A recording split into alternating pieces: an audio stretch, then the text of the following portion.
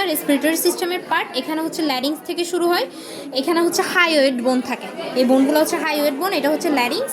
তারপর এই জায়গাটাতে যদি পয়েন্টেড থাকে তার মানে এটা হচ্ছে ট্রাকিয়া, কিন্তু যদি এই জায়গার মধ্যে পয়েন্টেড থাকে, আচ্ছা এই জায়গাটা দেখে বুঝবো আমরা হচ্ছে এটা অক্স অথবা গটের, কারণ হর্সের ক্ষেত্রে ব্রঙ্কিয়াল ট্রাকিয়াটা থাকে না, এই জায়গাটা যে ডিরেক্ট তোর লাঙে ঢুকতেছে, তার মানে এই ট্রাকিয়াটার নাম হচ্ছে ব্রঙ্কিয়াল ট্রাকিয়া। এখানে পয়েন্টেড থাকলে এটা ট্রাকিয়া, কিন্তু এখানে পয়েন্টেড থাকলে এটা হচ্ছে bronchial trachea, bronchial trachea of ox অথবা গট।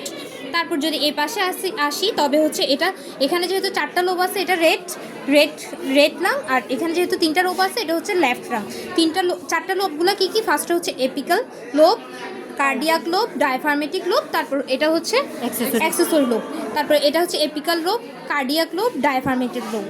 লেফটে হচ্ছে তোর কী থাকে না, অ্যাক্সেসরি লোবটা থাকে না। কিন্তু লেফটে অ্যাক্সেসরি লোব না থাকার একটা কারণ হচ্ছে এখানে এই তোর হচ্ছে লেফট সাইডে হার্টটা ওই লেফট সাইডে থাকে, সেই জন্য এখানে একটা কার্ডিয়াক ইমপ্রেশন তৈরি হয়, সেই জন্য অ্যাক্সেসরি লোবটা ডেভেলপড হতে পারে না, এটাই।